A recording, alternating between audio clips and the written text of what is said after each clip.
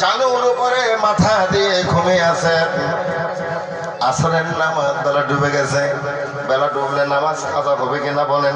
আসরের নামাজ আলীর কালি কাজা হয়ে গেছে। আমার আল্লাহর নবী বললেন, কিরে আলী, চোখের পানিটা যখন আমার নবীজির গালে পড়ে গেছে, আমার রাসূলুল্লাহর ঘুম ভেঙে গেছে। দেখে তাকিয়ে দেখে আলী কাঁদতেছে। আমার রাসূল বললেন, আলী রে, কেন কান্দ? খিদা লাগছে? বলে না। পেট ব্যথা করে? বলে না। বাড়ির কথা মনে হয়েছে? বলে না। বিবির কথা মনে পড়েছে? বলে না। কেন কান্দ? ইয়া রাসূলুল্লাহ, আমার কান্নার কারণ ভিন্ন গো নবী। কিরে আলী, আসরের নামাজ পড়ো নাই? আলী রে, আসরের নামাজ পড়ো নাই? বলছে না। কেন পড়লে না? নবী গো, আমি যদি আপনাকে ডাকি তাহলে বেয়াদবি হয়, আর আসলে নামাজ না পড়লে কাজা হয়। আমি এখন কি করব? এজন্যই কেঁদে ফেলেছি। নামাজ পড়বে, আসরের নামাজ পড়বে, দেন তুমি রেডি হও নামাজের জন্য। মাওলা আলী নামাজের জন্য রেডি হয়ে গেলেন। আবার নবী বললেন, আলী রে, তুমি নামাজের জন্য রেডি হয়ে যাও, আমি নামাজের ব্যবস্থা করে দিচ্ছি। এমন কথা বলে আমার রাসূলুল্লাহ মুখ দিয়ে কিছু বললেন না। আকাশের পশ্চিম আকাশের দিকে আঙ্গুল হাত বাড়িয়ে দিলেন, দিয়ে এমন করে একটা ইশারা দিলেন, এমন একটা ইশারা মারলো। ইশারা দেওয়ার সঙ্গে সঙ্গে ওই ডুবন্ত বেলাটা আসরের নামাজের ওয়াক্তে উঠে গেছে। আপনি কোন চাই? ইব্রাহিম থেকে অনে যাবো কি? কে? আপনি তো নবীর মতো, আমরা তো নবীর মতো হবো না কেন? বাজানো, এটার নামে ইমান। এটার নামে ইমান। ইমান হচ্ছে কাছে ধরে না। আমার বাবা, এই কারণেই রাসূলুল্লাহ সাল্লাল্লাহু আলাইহি সাল্লাম বলেছেন,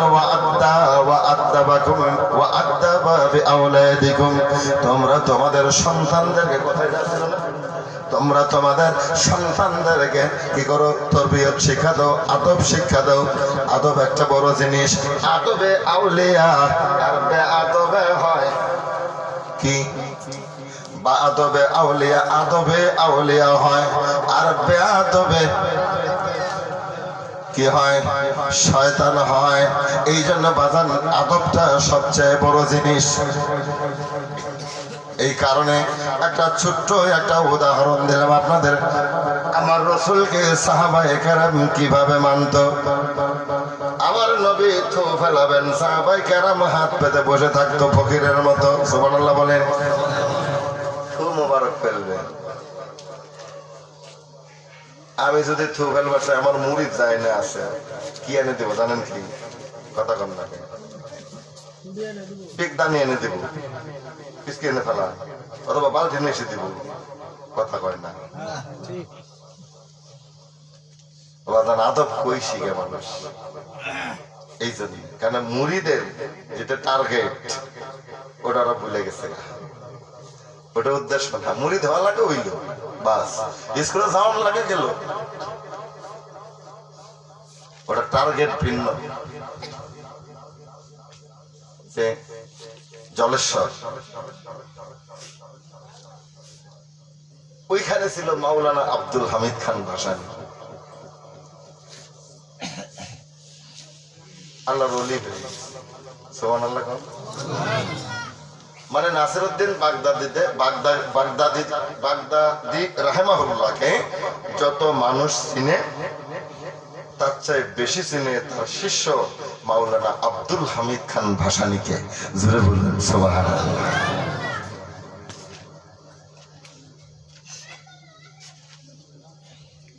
ওবাজান, মাওলানা আব্দুল হামিদ খান ভাসানী রাহিমাহুল্লাহ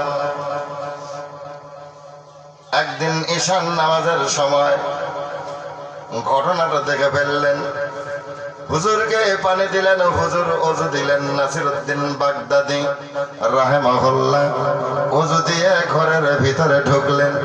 যায় নামাজ বিছানো আছে, উনি শুয়ে পড়লেন। আবাজান পাও দুটা তার কেবলা মুখী ছিল, কেবলা মুখে পা দুটা দিয়ে পা দুটো খাড়া করে শুয়ে পড়লেন। মাথার থেকে পা পর্যন্ত চাদর দিয়ে ঢেকে নিলেন। মাওলানা আব্দুল হামিদ খান ভাসানী এই ঘটনাটা দেখলো। কি কারণ এমন করলে? নামাজ বাদ দিয়ে এমন করতেছে কেন? কারণটা কি? একটু পরে গিয়ে ঘরের মধ্যে দেখলেন উনি ঘরের মধ্যে নাই। যেমন যায় নামাজ তেমন পরে আছে। নাসিরউদ্দিন বাগদাদিও নাই, তার গায়ের চাদর মোবারক হওয়ার নাই। সুবহানাল্লাহ কইতে ইচ্ছা করলো না? ও এটা নাসিরউদ্দিন বাগদাদির কথা কইছে, সুবহানাল্লাহ ভুলে গেছেন গা আমার ভাইরা। তারপরে ফজরের নামাজের পরে মাওলানা আব্দুল হামিদ খান ঘরের মধ্যে বারবার যায় আসে আর দেখে আর যায় আর আসে, এমন করিতে করিতে ফজরের নামাজের ওয়াক্ত হয়ে গেছে। পীর বাড়িতেই পাশে একটা মসজিদ আছে, ওই মসজিদে ফজরের নামাজ পড়লেন। নামাজের পরে উনি ঘর বাড়ি থেকে বের হলেন। বাড়ি থেকে বের হয়ে ওখানে একটা দুধ সাগর ছিল। কি ছিল? দুধ সাগর ছিল, এখন ভাঙে দিচ্ছে। দুধ সাগর ছিল। অবাজান ওই দুধ সাগরে অনেকদিন গোসল দিয়েছি, কারণ ওই বাড়িতে আমি 10 বছর আছিলাম। অনেকদিন ওই দুধ সাগরে গোসল দিয়েছি, নাম তার দুধ সাগর। অবাজান ওই দুধ সাগরের কিনার দিয়ে মাওলানা আব্দুল হামিদ খান ভাসানী রাহিমাহুল্লাহ একটু পাওসারি করতেছেন। পাওসারি মানে একটু হাঁটাহাঁটি করতেছে। হাঁটাহাঁটি করা অবস্থায় দেখে যে পশ্চিম দিক দিয়ে নাসিরউদ্দিন বাগদাদি ওই দুধ সাগরের পূর্ব কিনারে মাওলানা আব্দুল হামিদ খান ভাসানী, আর পশ্চিম কর্নারে নাসিরউদ্দিন বাগদাদি রাহিমাহুল্লাহ বাজানো। তারপর এই টাকনু হাঁটুর থেকে নিচে পর্যন্ত বাজান সরিষার ফুল দিয়ে পাও গুলাতে লুঙ্গি যেন ভিজে গেছে, সরিষার ফুল যেন কিছু লুঙ্গির মধ্যে আটকে আটকে আছে। নাসিরউদ্দিন বাগদাদির সঙ্গে তার সরাসরি দেখা হয়ে গেল। বলছে একটু মুস্কি হাসি দিয়ে বললেন, কাউকে বলবা না, একটু আওয়াজ লাগিয়ে বলা যাবে কি সুবহানাল্লাহ। ওহো মাহবুব মাওলা রে, কি নাম লহিয়া ডাকব তোমারে। আল্লাহ আল্লাহ আল্লাহ আল্লাহ আল্লাহ আল্লাহ আল্লাহ আল্লাহ। ওহো মাহবুব মাওলা, কোন নাম দহরে ডাকব তোমারে। আল্লাহ আল্লাহ আল্লাহ আল্লাহ আল্লাহ আল্লাহ। ওহো মাহবুব মাওলা রে, কি নাম লহিয়া ডাকব তোমারে। আখ ডাকিলেন ইউনুস গনবী, মাছের পেটে ইউনুস নবী গেলেন জহলি।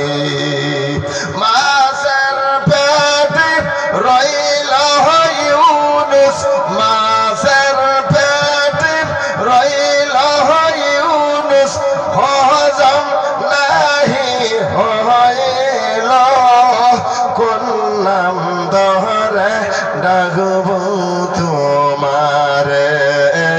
আল্লাহ আল্লাহ আল্লাহ আল্লাহ আল্লাহ আল্লাহ আল্লাহ আল্লাহ আল্লাহ আল্লাহ।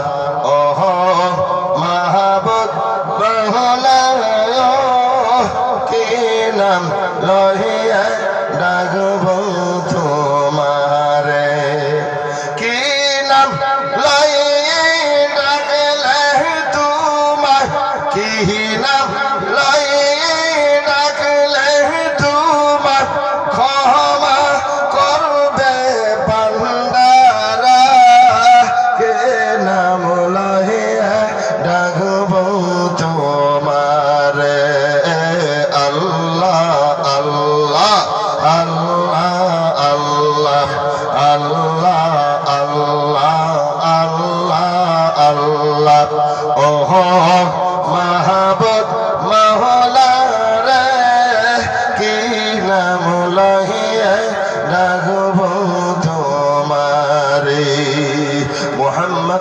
রাসূলুল্লাহ সাল্লাল্লাহু আলাইহি ওয়াসাল্লাম।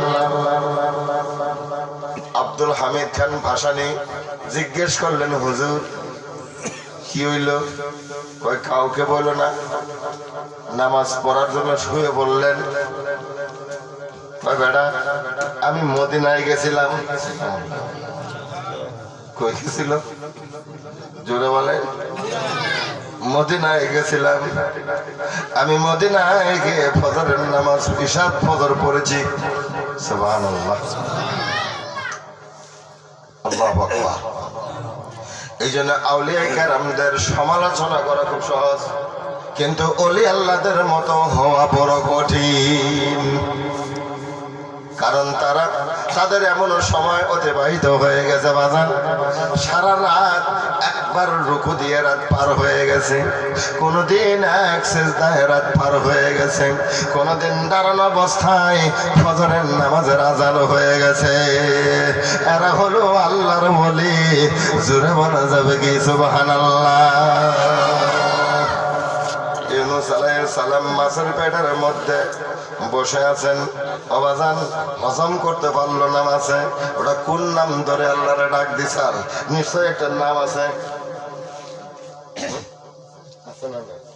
আছে একটা, যেটা দিয়ে ডাক দিলে আমার আল্লাহ শুনে। আল্লাহু আকবার বলেন। আমার আল্লাহ ওটা শুনে। ইব্রাহিম আলাইহিস সালামকে আগুনের মধ্যে ফেলাই দিচ্ছে, আগুন কাঠ মাঠ পুড়ে সব সাফ করে ফেলাইছে, কিন্তু ইব্রাহিম খলিল কি কথা কয় না, মহাপুরুষের মতো বসে আছেন। আল্লাহু আকবার বলেন। আল্লাহু আকবার। মহাপুরুষের মতো ইব্রাহিম খলিল বসে আছেন আগুনের মধ্যে। আরো চাকচিক্য বেড়ে গেছে। সুবহানাল্লাহ জুড়ে কও। এটা কেমন কথা রে বাজান? আল্লাহরে কে কয়ে ডাক দিল? আমার আল্লাহ বললেন, আগুনটা বেশি ঠান্ডা হয়ে যাস না, ঠান্ডা হয়ে যা, আবার বেশি ঠান্ডা হইস না, যেন আমার ইব্রাহিম ফ্রিজ হয়ে না যায়। শান্তি দেয়, ঠান্ডা হয়ে যা, যেন আমার ইব্রাহিমের কোনো কষ্ট না হয়। সুবহানাল্লাহ। যেই নূরের কারণে নাহি জ্বলে ইব্রাহিম, তার মধ্যে একটা নূর আছিল, একটু গভীর মনোযোগ। তার মধ্যে কি একটা নূর মুবারক ছিল, যেই নূর মুবারক থাকার কারণে আগুন কি জ্বালাইতে পারে নাই।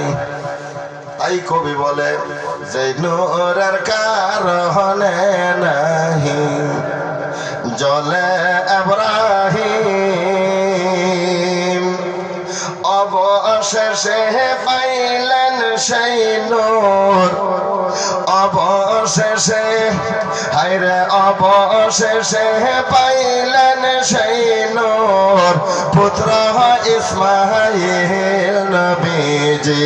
আল্লাহ আল্লাহ আল্লাহু লা ইলাহা ইল্লাহু, আমার আল্লাহ আল্লাহ আল্লাহু